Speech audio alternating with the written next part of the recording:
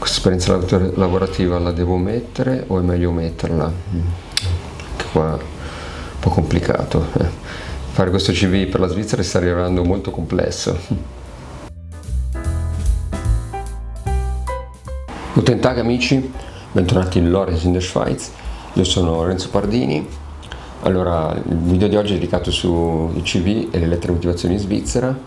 Allora, se stai guardando il video magari perché stai cercando lavoro in Svizzera o hai mandato i CV, non ti rispondono, non sai come farlo, io qua te ne parlerò in base alla mia esperienza personale, che comunque è abbastanza positiva perché in meno di 2 anni comunque ho trovato vari lavori, sto lavorando, non sono mai stato in disoccupazione, quindi non mi posso lamentare.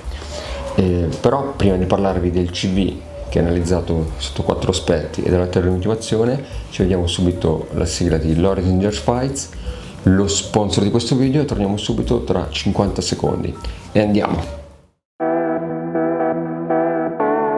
Bene amici, prima di proseguire volevo parlare di una cosa semplice, conveniente e senza limiti, di Neon, lo sponsor di questo video. Sul solo conto potrete ricevere, trasferire o mettere da parte il denaro, tutto ciò di cui hai bisogno. Dai un'occhiata alle tue spese o paga una fattura mentre aspetti l'autobus alla fermata. Neon è sempre alla portata di mano con la sua app. Non devi più pensare a quale carta utilizzare. Con la tua Mastercard Neon effettui pagamenti in tutto il mondo e online a condizioni molto vantaggiose e puoi prelevare presso tutti i bancomat. Inoltre non avrai più il pensiero delle tasse fisse. Gestione del conto e pagamenti con la carta sono gratuiti, anche all'estero, senza supplemento sul tasso di cambio. Infine Forbes ha nominato Neon come la migliore banca in Svizzera nel 2022. Quindi cosa aspetti? Trovi tutte le informazioni nel link in descrizione sotto il video. In più, se apri un conto con questo codice Lorenz in der Schweiz, ricevi 10 franchi di credito iniziale. Bene amici, eccoci tornati. Allora, il CV ha 4 punti importanti che sono la lunghezza, la lingua, la struttura e il design. Adesso ne analizziamo ognuno di questi 4. La lunghezza deve creare interesse, deve andare dritto al punto, renderlo insomma interessante, conciso. Io vi consiglio sempre di farlo massimo di una pagina, di non farlo di 2-3 pagine e così via, perché è troppo lungo, quindi una pagina va benissimo. Deve essere redatto nella lingua dell'offerta di lavoro, quindi se l'offerta è in francese o in tedesco non mandatelo in inglese, o ancora peggio in italiano. Quindi un consiglio mio pratico è di tradurlo nella lingua locale, quindi tedesco per la Svizzera interna, francese per la Svizzera romanda, italiano per il Ticino, in modo che ce l'avete già pronto e quando trovate un'offerta di lavoro lo inviate e siete già in prima linea in questo modo. Per quanto riguarda la struttura, su CD dovete metterci innanzitutto una vostra foto che però deve essere attinente, quindi è logico che se vi candidate per una posizione, non so, da istruttore di nuoto, allenatore, bagnino, bademeister, magari mettete una foto dove siete in piscina o comunque in un ambiente sportivo. Se invece vi candidate per un'offerta da ingegnere, da IT, meglio una foto più formale, quindi che siete al lavoro con la camicia, non una foto che state facendo piscina, ecco, in questo senso. Poi inserite anche il nome, i dettagli del vostro contatto, inclusa la nazionalità e il tipo di permesso che avete, quindi se permesso C, B, L, questa informazione è importante, che comunque poi al colloquio il datore di lavoro chiederà che tipo di permesso avete e così via. E questo è anche importante anche per il discorso di, ad esempio, le tasse sono la fonte perché ve le detrae il datore di lavoro, con il permesso C le pagate voi. Ne ho parlato anche qua in questo video che vedete in sovrappressione sui vari tipi di permessi di soggiorno in Svizzera. Poi un'altra cosa anche importante è di menzionare le tue abilità linguistiche.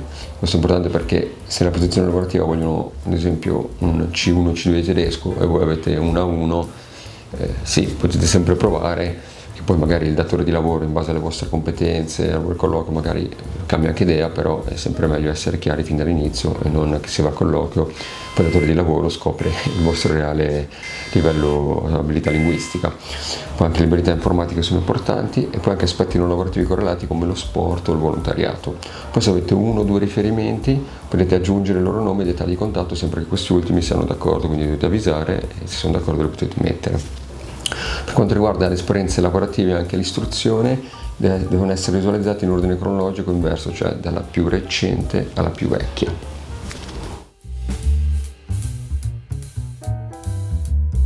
generale, gli svizzeri sono molto discreti e quindi il CV è un riflesso un po' della loro descrizione, però c'è sempre da casa a casa, perché molto spesso i recruiter non sono svizzeri ma sono persone straniere, soprattutto qua nella piazza di Zurigo, anche a Ginevra, che sono città molto internazionali con tanti stranieri.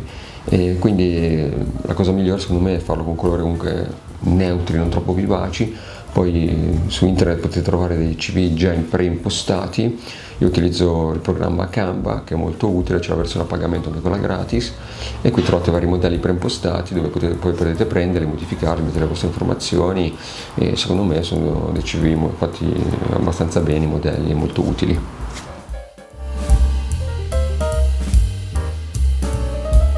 Per quanto riguarda questo documento, è una pagina da legare al CV che mostra il tuo reale interesse per questa posizione lavorativa per cui ti stai candidando.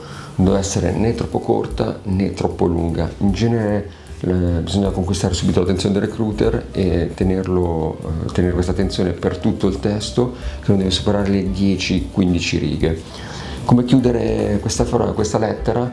Allora, secondo me i classici cordiali saluti, rimango a sua disposizione, sono un po' troppo classici. Secondo me ci vuole più una frase a effetto, nel senso che da questa frase, ad esempio, il recruiter, persona che legge questa lettera, capisce il vostro entusiasmo perché voi vi state candidando per questa azienda, cioè se lui prendesse voi in questo modo darebbe quel plus in più all'azienda, quindi secondo me ci vuole più questa frase a effetto, che è il classico cordiali saluti, rimango a sua disposizione, in buona giornata e così via. Poi ognuno può fare come vuole, ma questo è il mio consiglio un po' paterno. Allora, con questo è tutto, vi ringrazio per avermi seguito anche oggi.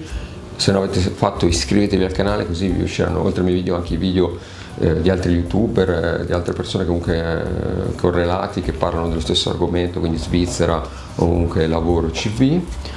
Se avete bisogno scrivetemi, commentate il video, scrivetemi sui miei contatti, sui social, sulla mail.